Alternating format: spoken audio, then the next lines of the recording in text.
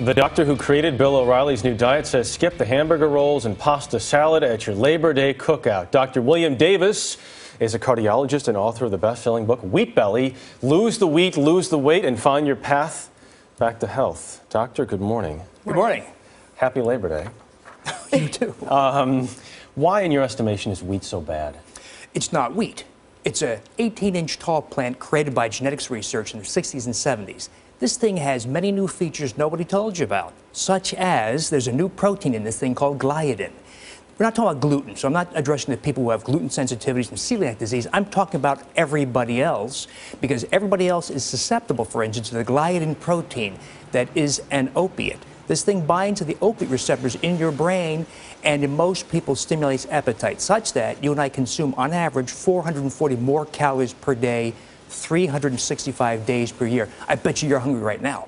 I'm always hungry right now. We did just the bagels on the front of the book here do look appetizing. That said, so it's not necessarily the wheat. It's the kind of wheat that we're eating. That's right. It's not the wheat that Mom had. It's not the wheat that Grandma had.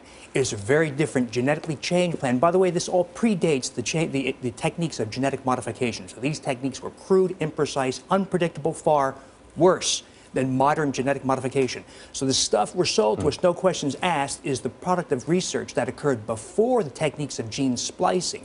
So this thing's very different, has many new, unique properties on humans. But the appetite stimulation effect is probably the most standout effect of all. But there are others. Would it be possible to turn back the clock and go back to the old wheat? I mean, is that scientifically possible at this point in time? It's very possible. It's economically unfeasible, probably, because this thing yields about tenfold more per acre. And so we'd have to ask farmers to take a loss in effect. We'd have to ask agribusiness to revert back to old seeds.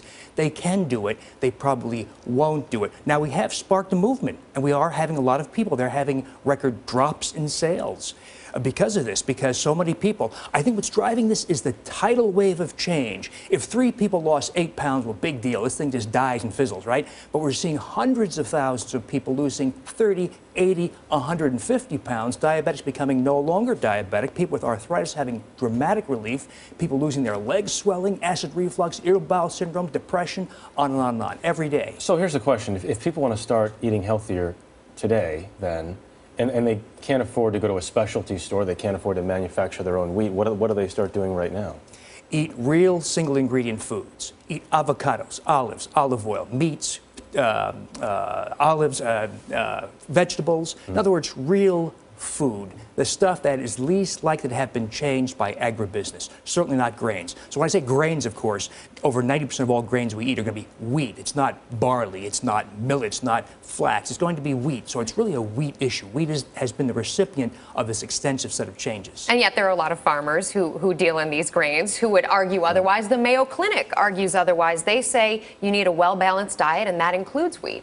That's right, because all that literature says if you replace something bad, white and rich flour products, with something less bad, whole grains, and there's an apparent health benefit, let's eat a whole bunch less bad things. So I take Tareyton unfiltered cigarettes, replaced with Salem filtered cigarettes. You should smoke Salems. That is the logic of nutrition. It is a flawed, deeply flawed logic. What if we take the next step and say, let's eliminate all grains? What happens then? Particularly eliminate this modern thing created by genetics research called semi-dwarf wheat. That's when you see not improvements in health, that's when you see transformations in health. You gave me a weird look when I said I had a whole wheat bagel this morning. Well, you're working, and you got away with it. I was trying to fire up before the broadcast, but that, generally speaking, even the whole wheat, just to reiterate, you're saying is a bad idea. It's a very bad idea. In fact, I'll say modern wheat is a perfect chronic poison. It causes diabetes, it causes inflammation, it causes heart disease, it causes high blood pressure. Just because whole grains are less harmful than white flour does not make it a good thing. So we've got to use a whole new brand of clear logic on this. If we eliminate grains, eliminate wheat really, specifically semi-dwarf, high-yield wheat, that's when we see transformations. That's when you see all the diabetics get rid of their drugs. That's when you see people with rheumatoid arthritis throwing away all their drugs for joint pain.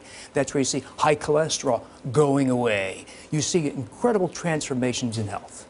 Food for thought? A lot of food for thought. Please avoid the breakfast tray in the green room if you would, Doctor. Thank you very much. Thank you.